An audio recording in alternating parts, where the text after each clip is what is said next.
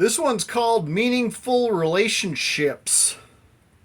I recently watched a YouTube video on a scientific channel that I watch a lot about the longest running study ever done, and it was about happiness.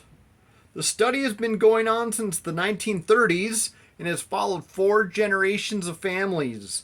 The conclusion is that meaningful relationships, above all else, are the basis for true happiness. There's a reason the devil works so hard to divide us and isolate us. 1 Peter 4:8, above all, love each other deeply, because love covers a multitude of sins.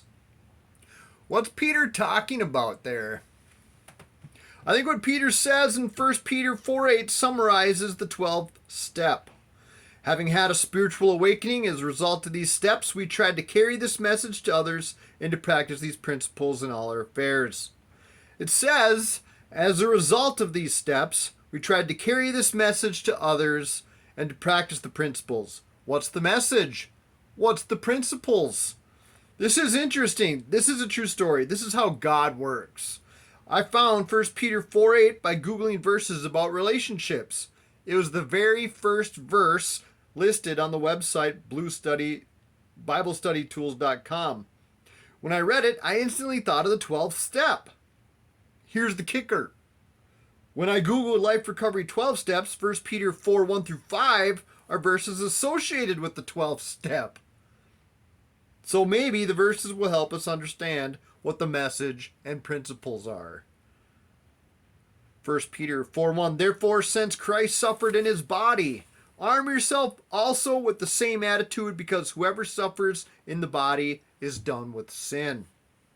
Giving up sin is so difficult because we don't like to suffer. We want pleasure. We want pleasure now. We don't want to wait. But we're supposed to arm ourselves with the same attitude as Jesus, which is to endure suffering. Now, we'll never have to endure the suffering Jesus experienced on the cross. But not picking up that first beer feels like that. All of our suffering looks different, but feels the same. For some of us, it is not saying yes to our boss when they ask us to work a double. Saying no is painful. For some of us, telling a friend that they crossed a boundary hurts. For some of us, not clicking on that TikTok video with the woman in Daisy Dukes is agony. How can we learn to suffer well? I think the 12th step, or the 12 steps, do that. 1 Peter 4:2 tells us why. 1 Peter 4:2, as a result, they do not live the rest of their earthly lives for evil human desires, but rather for the will of God. Doing our will feels safe. Attempting to control things helps us feel secure. Our coping mechanisms help us feel comfortable. Avoiding feelings, accountability, and responsibility is all we know. Doing God's will involves risk. Giving things to God requires trust. Not relying on our old ways of dealing with everything causes suffering. We need to process our feelings, have accountability, and take responsibility. How do the 12 steps do that? The 12 steps baby step us away from who we were and towards who God created us to be. The 12 steps baby step us away from only being about our will and instead about being about his will. They baby step us to learning to suffer well by having the attitude of Jesus. 1 Peter 4:3, for you have spent enough time in the past doing what pagans choose to do, living in debauchery, lust, drunkenness, orgies, carousing, and detestable idolatry. This reminds me of rock bottom. That moment you come to the end of yourself. That's basically the first step, admitting that we are powerless.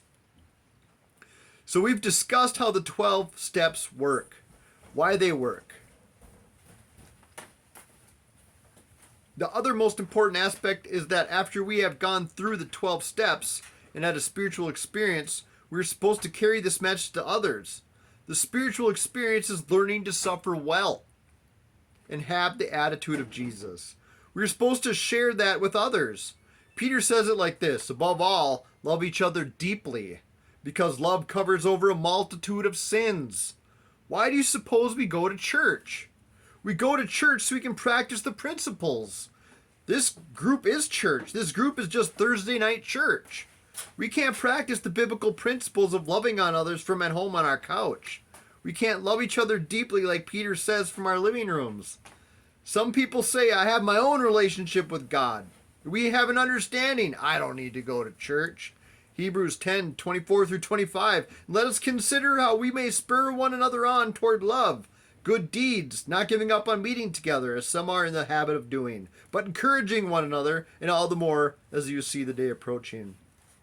Spur one another on toward love and good deeds is one way the relationships around these tables help us in our recovery. What are other ways the relationships formed around these tables help us in recovery?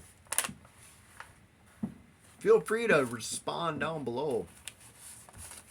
We need accountability. We need guidance from those who have gone before us, a sponsor.